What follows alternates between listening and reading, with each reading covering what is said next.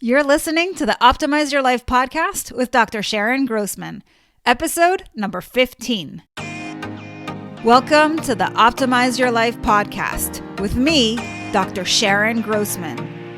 As a psychologist, success coach, and emotional intelligence expert, I've spent the past 2 decades optimizing the mindsets of my clients. And now, you too get to optimize not only your mind, but your entire life. Join me. Hello and welcome to the show, Optimize Your Life, where each week I talk about one way you can level up. And most of the time it comes down to mindset. This week, my friends, is no exception. We are going to talk about your relationship with yourself, more specifically, how you relate to yourself when you've made a mistake that you have a hard time forgiving yourself for. Let's start by defining some terms.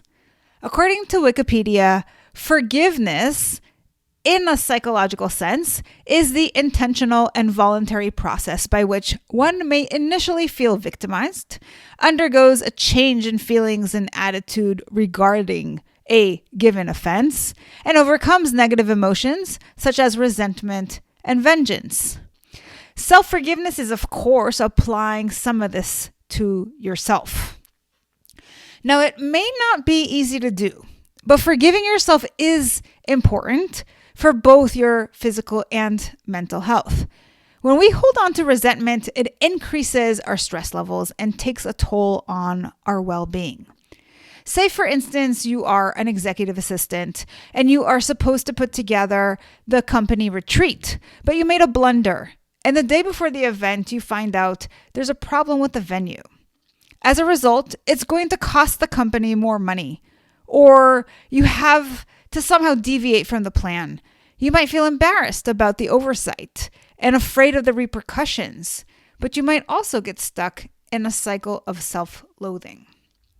Mark Victor Hansen said, "Lack of forgiveness causes almost all of our self-sabotaging behavior." It makes sense that if you understand how your mental and emotional states lead to your behaviors, and if you're filled with negativity, you might believe you don't deserve happiness and then block yourself from joy. What if you're a surgeon and you make a mistake during an operation, which can sometimes mean the difference between life and death? How can you live with yourself after the fact? Now imagine that you're a parent and you've taken your child to the beach. When you weren't looking, he went into the water and got swept up by a current and drowned. What do? These scenarios can be extreme, but typically they aren't this bad. People struggle with self-forgiveness for even the smallest things, like coming late to a meeting, or getting an offender bender, or misplacing an item. If you have an unhealthy relationship with yourself, it won't take much to put you over the edge. But what I want to do today is address how to forgive yourself regardless of what has happened. Even though it can seem hard, it's mission critical. This brings me to the question of why it's hard for people to forgive themselves. I can think of 3 reasons. Number 1, sometimes we wonder how we can forgive ourselves when others can't forgive us. If someone else is upset with us, we might believe that we need to keep ourselves accountable by not forgiving ourselves, and then anything would appear to others like we aren't taking responsibility. Number 2, other times others we've hurt can forgive us, but we still can't forgive ourselves because we want to make sure we're taking this seriously and won't make that same mistake again. Number 3, lastly, it's because we have some pre-existing self-loathing, and as I mentioned, it doesn't take much to find a reason to hate on ourselves. But lucky for you, we're here to talk about how to crack the code on self-forgiveness so you can break free from the resentment, self-loathing, and hatred you might otherwise hold within. This stuff is just toxic, so it's important to figure this out once and for all. As with anything else, I believe the meat of this is your mindset. It's about what you believe because that's going to drive your actions. But before I break this down for you, I want to share some quotes which I think shed light on this subject. Maya Angelou said, "Forgive yourself for not knowing what you didn't know before you learned it. This is important because life is all about learning, and we learn most from mistakes that we make. You can't expect yourself to know everything in advance. Making mistakes is part of the human experience. Of course you're going to mess up. Dale Carnegie said, "Any fool can criticize, complain, and condemn. And most fools do, but it takes character and self-control to be understanding and forgiving."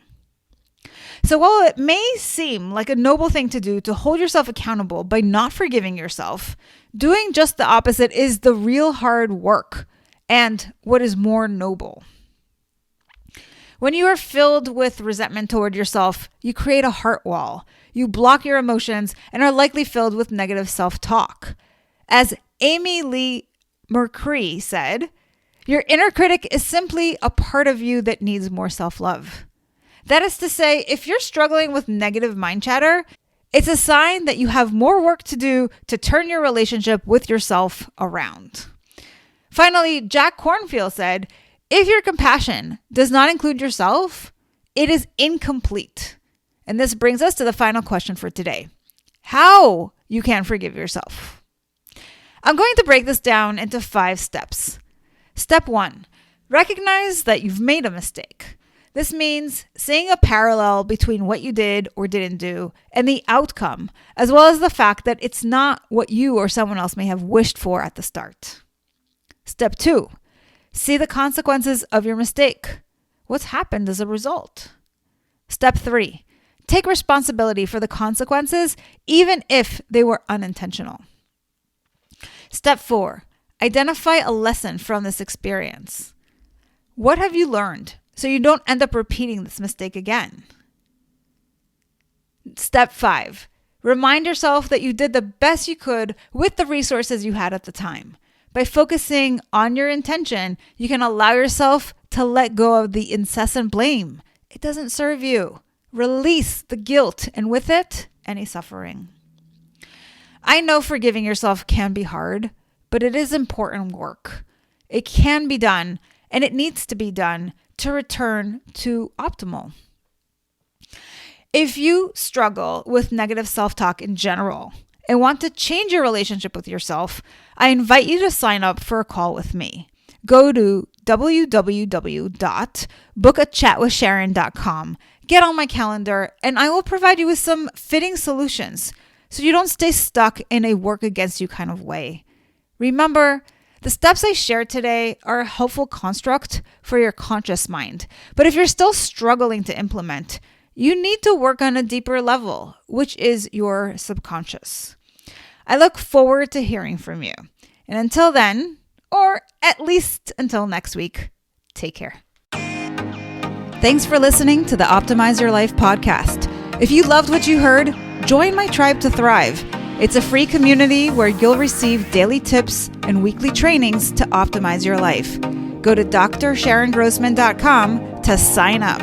I'll see you on the inside.